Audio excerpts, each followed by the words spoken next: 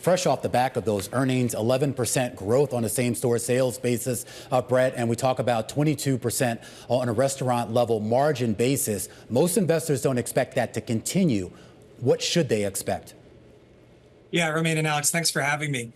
We have guided to actually 22.7 to 23.3% restaurant level margins in 2024. Slight decrease from what we were able to put up in 2023. But that's a reflection of investments we made, and we talked about coming out of Q3 into Q4, multi-million-dollar investment in incremental wages and benefits in our team members. We've really looked to work on behalf of both our team members and our guests by mitigating price increases we've taken in recent years to deliver on that value proposition, ultimately create long-term restaurant level margin expansion and shareholder value in the long term. Brett, I do want to dive a little bit deeper into the wage issue in just a second. But before we get there, I am curious about your own pricing power. In the previous conference call, in the previous quarter, your CFO had made it clear that Cava wanted to return to that historical price increases. Correct me if I'm wrong, I think she said something around 2.5% to 3%. Did that actually get implemented? And if so, why?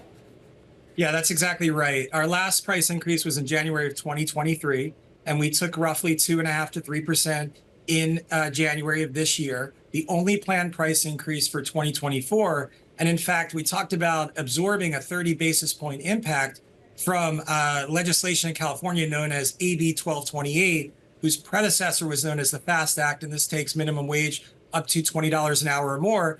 And we look at this as, again, an investment in our team. We don't want to pass along that unplanned cost to our guests and really absorb that on our guests' behalf. So no incremental price increase plan to address AB 1228. Which is then making, Brett, your margins all the more impressive. So as you have to pay more, say, minimum wage across the board, what's your other inflation or cost profile like right now?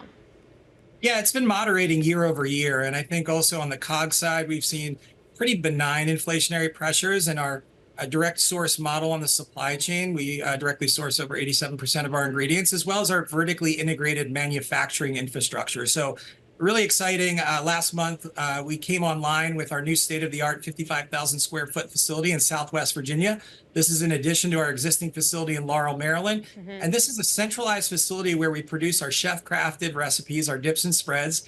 Think crazy feta, tzatziki, and harissa. We're able to do it at really high quality and consistency at scale, and take that complexity out of the four walls of our restaurant and deliver that great value to our guests. I'll take some crazy feta. Sure, why not? Hey, Brett, speaking of, are you noticing a weight loss drug effect, like an Ozempic effect, either negative or positive for your business? Yeah, we talked about this last year, that the early data we were seeing, and anecdotally, was that this would be a net positive for us, that people were really cutting out alcohol and fattier foods and snacking and gravitating to more food and diet like Cava. And there was actually a William Blair report out recently that showed that we were one of the greatest beneficiaries of the advent of the GLP-1 drugs. So this gets us to a broader question here, Brett, and that gets to this idea of how do you expand this business? There's been a lot of discussion already about the current footprint, the idea of moving into new geographical areas that don't necessarily have a big presence in. That includes places like Chicago and other major cities, but also the real estate cost that's associated with that. How hard is it right now to find locations that are cost effective to that plan? Yeah, we have not had issues. We're very excited about the opportunity in front of us and our pipeline that we've built. Remember, we operate in 24 states and the District of Columbia. We do not have any presence in the upper Midwest, and we've talked about opening the Chicago market, our first foray into the upper Midwest, and just the ability for us to succeed in so many different ways. You think about, we operate in the urban area, in cities, in suburbs, in small towns, in the East Coast, in the center of the country, and the West Coast. So that allows us to cast a really broad net to source these new sites to support our growth. Yeah, I'm waiting for the Park Slope one, Brett, in Brooklyn. Before we let you go, what are your hiring plans for this year? Can you just compare it maybe to last year and the year before? Yeah, consistent hiring plans. You know, we've had tremendous growth at both our collaboration centers, which is our corporate side, as well as our restaurants. So we're guiding to 48 to 52 new restaurants this year.